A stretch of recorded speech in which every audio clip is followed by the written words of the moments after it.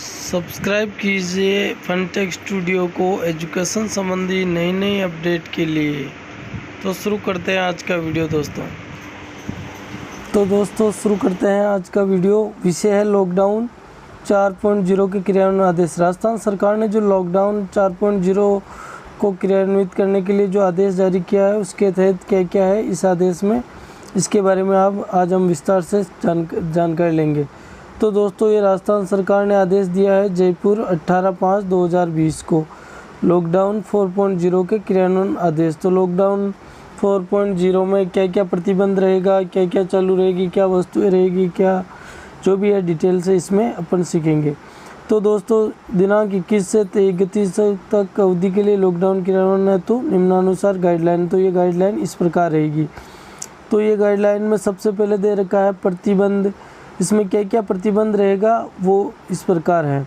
तो इसमें जब तक इन हद तक उपस्थित न हो सार्वजनिक स्थानों पर 5 व्यक्तियों के आवागमन। तो सबसे पहले प्रतिबंध में रहेगा एक तो दंड प्रक्रिया संहिता धारा 144 लागू रहेगी और सार्वजनिक स्थानों पर 5 व्यक्तियों के आवागमन या एकत्रित होने पर प्रतिबंध रहेगा। तो 5 व्यक्तियों से ज़्यादा एकत्रित होने पर प्रतिबंध रहेगा। साढ़े 7 बजे से प्रातः 7 बजे तक सभी गैर आवश्यक गतिविधियों के लिए व्यक्तियों के आवागमन पर सख्त प्रतिबंध रहेगा। तो शाम के 7 बजे से लेकर सुबह के 7 बजे तक सभी प्रकार का जो भी आवागमन होगा वो निषेध रहेगा। ठीक है। इसमें केवल जो छूट है वो पुलिस जिला प्रशासन, सरकारी अधिकारी और जो सक्रिय ड्यूटी पे उनके लिए छूट है। चिकित्सक, अन्य चिकित्सा, पैरामेडिकल स्टाफ के लिए छूट है। आईटीज और कंपनियों के स्टाफ, रात्रि यात्रा पास इनके लिए होगा।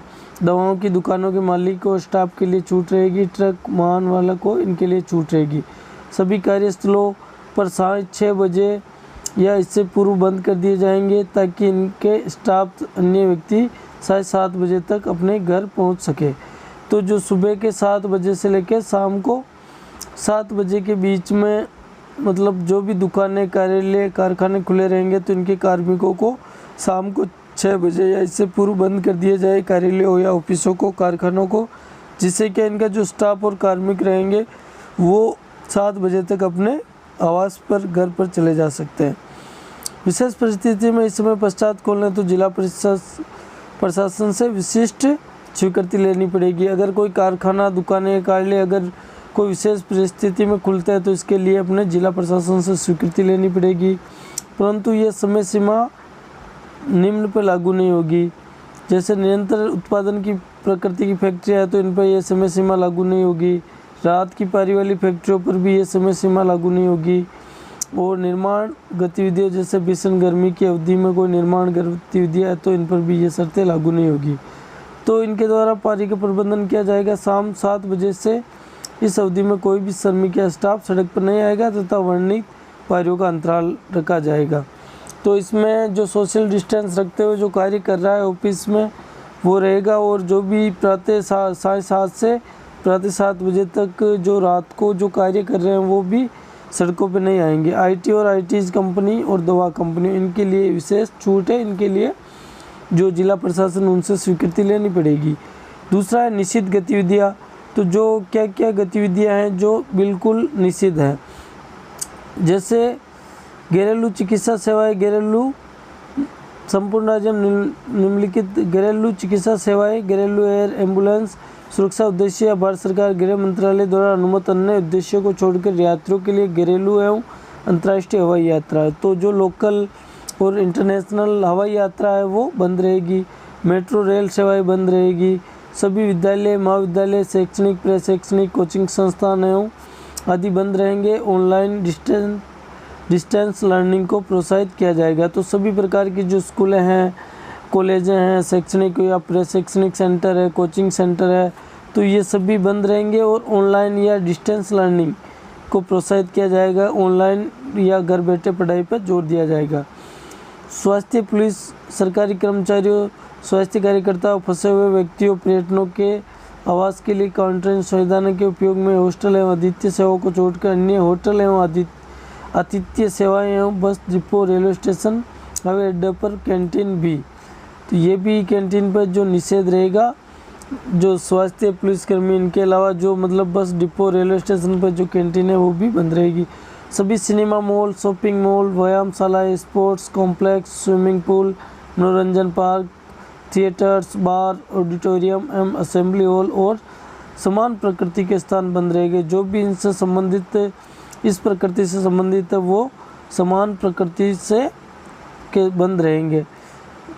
सभी सार्वजनिक, सामाजिक, राजनीतिक, खेल, मनोरंजन, अकादमिक, सांस्कृतिक, धार्मिक कार्यक्रम तथा अन्य सभाएं भी सामूहिक बंद रहेगी। सभी धार्मिक पूजा स्थल जनता के लिए बंद रहेंगे। सभी धार्मिक स्थलें पूर्णतः प्रतिबंध रहेगा। पान, तंबाकू, गुटखा आदि का विक्रय प्रतिबंध रहेगा, यानी तंबाकू, पान, गुटखा ये सभी मतलब विक्रय यानी इनको बेचना प्रतिबंध रहेगा। दूसरों प्रतिबंध के कंटेनमेंट जोन के अलावा निम्नलिखित गतिविधियां निम्नानुसार प्रतिबंधों के साथ अनुमत रहेगी। तो जो स्पोर्ट्स कंटेनमेंट जोन है उनके अलावा जो दूसरी जगह प्रतिबंधित गतिविधियों में से भी इन प्रतिबंधों पर अनुमत रहेगी। जैसे sports complex, stadium, golf course, polo ground खुल सकते हैं, तथापि क्लब हाउस में समान सुविधाएं नहीं खुलेगी तथा दर्शकों को अनुमति नहीं होगी। तो जैसे स्पोर्ट्स कॉम्प्लेक्स है, स्टेडियम है, गोल्फ कोर्स है, पोलो ग्राउंड है, तो ये खुल सकते हैं, पर इनके लिए जो दर्शक है इनकी सुविधाएं नहीं रहेगी और ये सोशल डिस्टेंस और इनका पालन करते हुए ये कार्य कर सकते हैं, ये खुल सकते हैं। रेस्टोरेंट, भोजनालय, मिठाई की दुकानें, takeaway and home delivery के लिए खुल सकेंगे और परिसर के अंदर किसी भी उपभोक्ता को अनुमति नहीं होगी। जो रेस्टोरेंट है, भोजनालय है, मिठाई की दुकानें हैं, takeaway and home delivery के लिए खुल सकेंगे। तो रेस्टोरेंट और भोजनालय में मिठाई वगैरह ये होम डिलीवरी के लिए रहेगा। किसी भी उपभोक्ता को अंदर बिठाकर भोजन की या इनकी अनुमति नहीं रहेगी।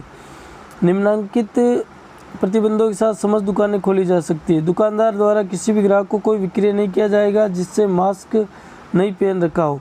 अगर जिस भी ग्राहक ने या दुकानदार, इसमें खुद दुकानदार भी हो सकता है, तो जो जिसने मास्क नहीं पहन रखा उनको वो कोई भी सामग्री नहीं खरीद सकता है, दुकानदार भी उसे नहीं देगा। परिणाम स्वरूप जुर्माना, दुकान बंद या कानूनी कार्रवाई की जाएगी। अगर कोई दुकानदार ऐसा करता है तो उस पर जुर्माना, दुकान बंद या कानूनी कार्रवाई की जाएगी।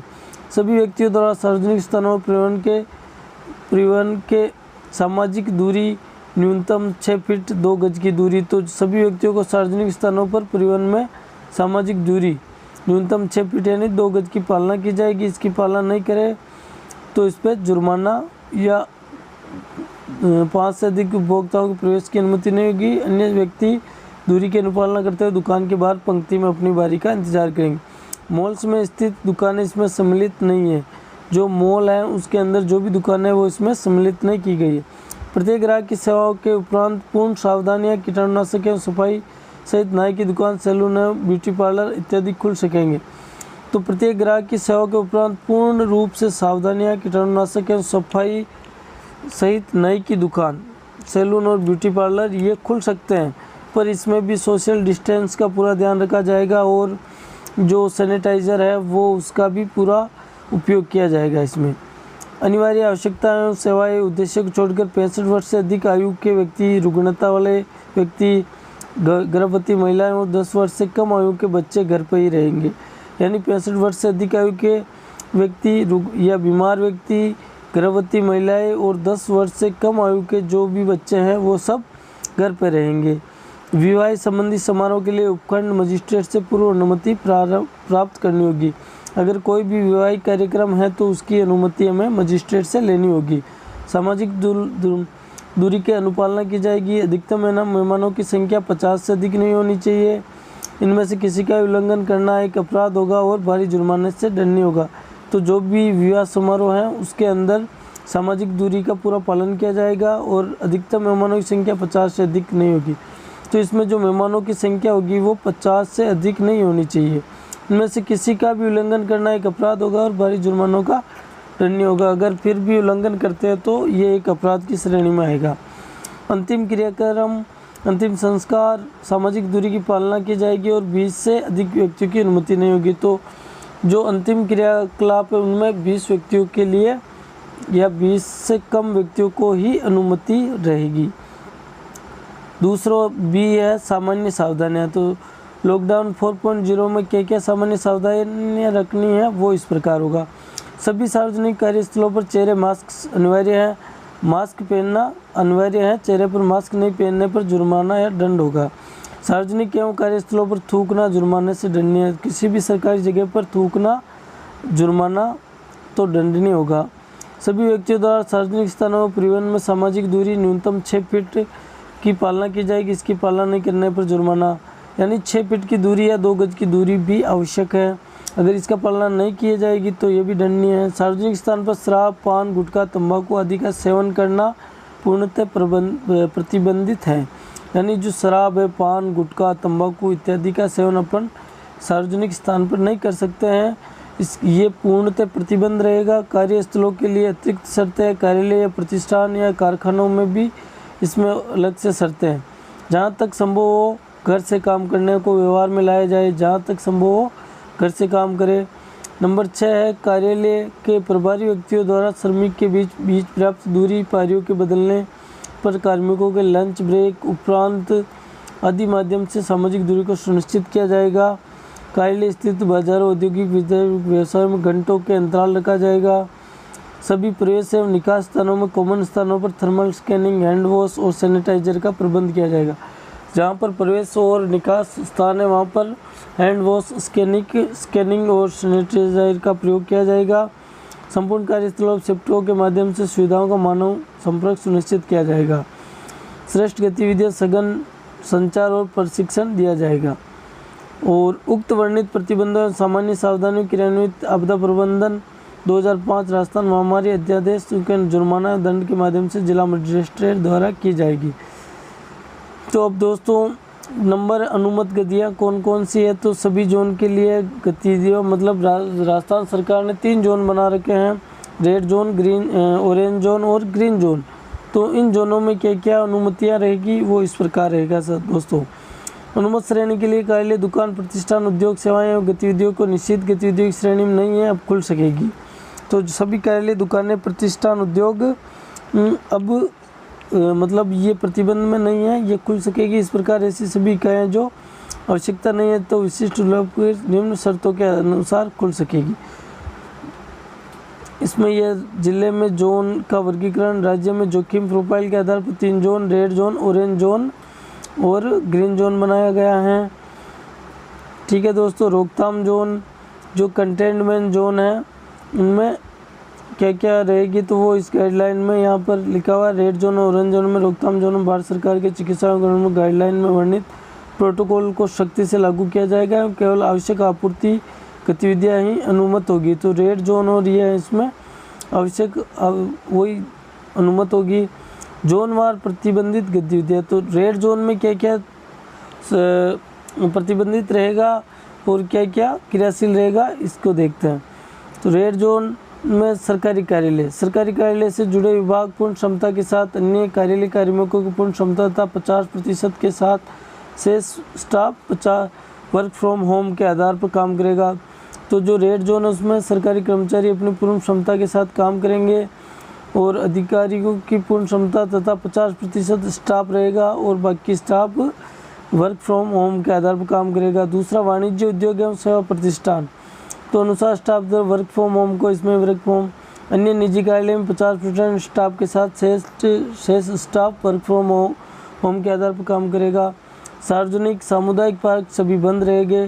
परिवहन में बस, taxi, auto taxi, cycle, rickshaw आदि अनुमत नहीं है।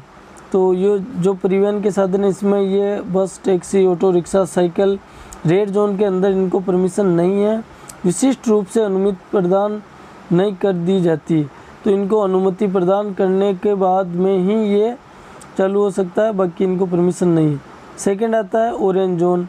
ऑरेंज जोन जो अपना कंटेनमेंट जोन है या कर्फ्यू जोन है उससे बाहर का क्षेत्र, तो इसमें सभी गतिविधियां जो रेड जोन में अनुमत की गई ऑरेंज जोन के लिए भी अनुमत होगी। जो भी रेड जोन के लिए गतिविधियां हैं वो ऑरेंज जोन में भी लागू रहेगी। ऑरेंज जोन का जो कंटेनमेंट क्षेत्र है जहाँ से पेशेंट या मरीज़ निकले हैं और वो कर्फ्यू क्षेत्र हैं वहाँ पर वो सभी गतिविधियाँ लागू रहेगी जो रेड जोन में हैं। कार्यालय, इसमें ऑरेंज जोन में कार्यालय में 2/3 स्टाफ वर्क आ सकता है, बाकी वर्क फ्रॉम होम के आधार पर काम होगा। सार्वजनिक स्थान में प्रातः 7 बजे से शाम 6:30 बजे तक खुल सकेंगे। जो सार्वजनिक स्थान या सामुदायिक पार्क जो भी है वो प्रातः 7 से 6:30 बजे तक खुल सकेंगे, परंतु व्यक्तियों को सामाजिक दूरी 6 फीट या 2 गज की दूरी कठोरता से ध्यान में रखा जाएगा। 5 से अधिक व्यक्ति एकत्रित नहीं हो सकते हैं, इन शर्तों की पालना सुनिश्चित करना होगा। परिवहन में तो जो अपना ऑरेंज जोन है उसमें टैक्सी एवं कैब संचालक जैसे ओला उबर आदि है, तो उसमें वाहन चालक एवं उसके साथ 2 सवारी अधिकतम 2 यात्री बैठ सकते हैं। ऑटो रिक्शा या साइकिल रिक्शा में ड्राइवर के साथ 1 यात्री ही होगा। गृह विभाग द्वारा अनुमानित मार्ग पर बस सेवाएं, और जो गृह विभाग ने जो मार्ग तय रूट तय कर रखे हैं बस के, उस पर ही बसें चलेगी। सिटी बसों को अनुमति नहीं होगी। ग्रीन जोन, तो तीसरा जो ग्रीन जोन है, इस आदेश में भाग ए में निश्चित गतिविधियों को प्रतिबंधित गतिविधियों के सशर्त पालन सभी गतिविधियां अनुमत होगी। तो भाग ए जो अपने सबसे पहले ऊपर देखा है, जो सामान्य जो भी सावधानियां हैं वो अनिवार्य हैं, वो ग्रीन जोन के अंदर लागू होगी। बाकी जो रेड जोन और ऑरेंज जोन वाली गतिविधियां इसमें लागू नहीं होगी। तो जो ये व्यक्तियों के आवागमन या परिवहन पास के बारे में क्या क्या रहेगा, 17 मई 2020 की गाइडलाइन में एक व्यक्तियों में आवागमन वर्णित संचालन प्रक्रिया जारी रहेगी। सहमति से केंद्र सरकार आपसी सहमति से यात्री वाहनों को अंतर्राज्यीय आवागमन हो सकेगा। तो अंतर्राज्यीय आवागमन के लिए राज्यों और केंद्रों के बीच में या केंद्र शासित प्रदेशों के बीच में आपसी सहमति के आधार पर ही आवागमन हो सकेगा। कोई ट्रक, अन्य माल भाड़ा वाहन, सामग्री प्रशोधन, खनिज या निर्माण उद्योग के साथ खाली अंतर्राज्यीय एवं राज्य के भीतर आवागमन बिना रुकावट के साथ रहेगा। मेडिकल प्रोफेशनल नर्सेज एवं पैरामेडिकल स्टाफ, इनके लिए बिना रुकावट आवागमन रहेगा। ग्रीन जोन में सिटी बस सेवाएं अनुमत होगी। तो जो ग्रीन जोन है इसमें जो भी सिटी बस सेवाएं हैं उनके लिए परमिशन है।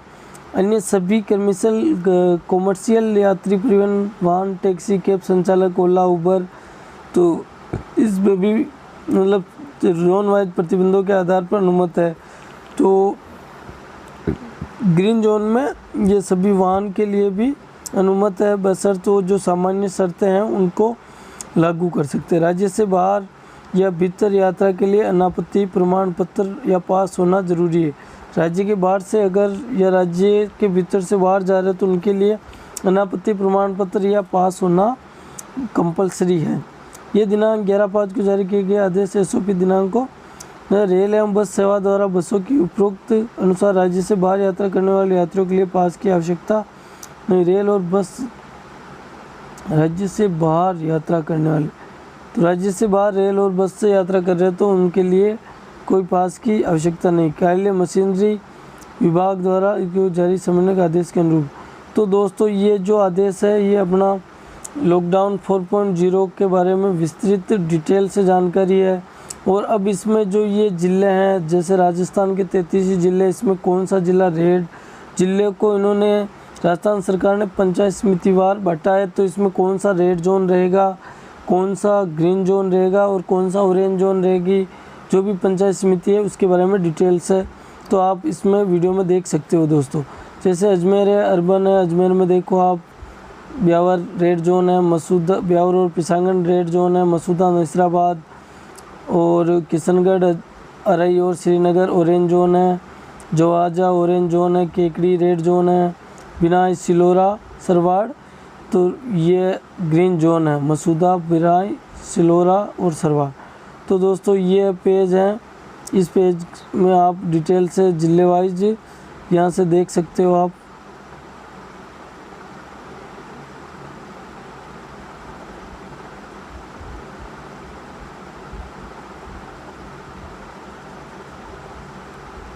इसमें देख सकते हो दोस्तों। और ये जो दोनों पेज है मैं मेरे इस वीडियो के नीचे जो डिस्क्रिप्शन लिंक है उसमें मैं फ़ोटो के रूप में डाल दूंगा, वहाँ से आप इसको देख सकते हो कि कौन सी पंचायत समिति ग्रीन जोन में है, कौन सी रेड जोन में है और कौन सी ऑरेंज जोन में। तो इसकी विस्तृत जानकारी आप वहाँ से भी देख सकते हो। तो दोस्तों धन्यवाद दोस्तों। लॉकडाउन 4.0 के बारे में ये जानकारी आपको कैसी लगी है मेरे कमेंट बॉक्स में ज़रूर लिखें। और ज़्यादा से ज़्यादा वीडियो को शेयर करें और मेरे चैनल को सब्सक्राइब करें, जिससे आपको राज्य सरकार से को लॉकडाउन से संबंधित जो भी जानकारी रहेगी आपको समय समय पर उपलब्ध रहेगी। धन्यवाद दोस्तों। जय हिंद, जय भारत, जय हिंद।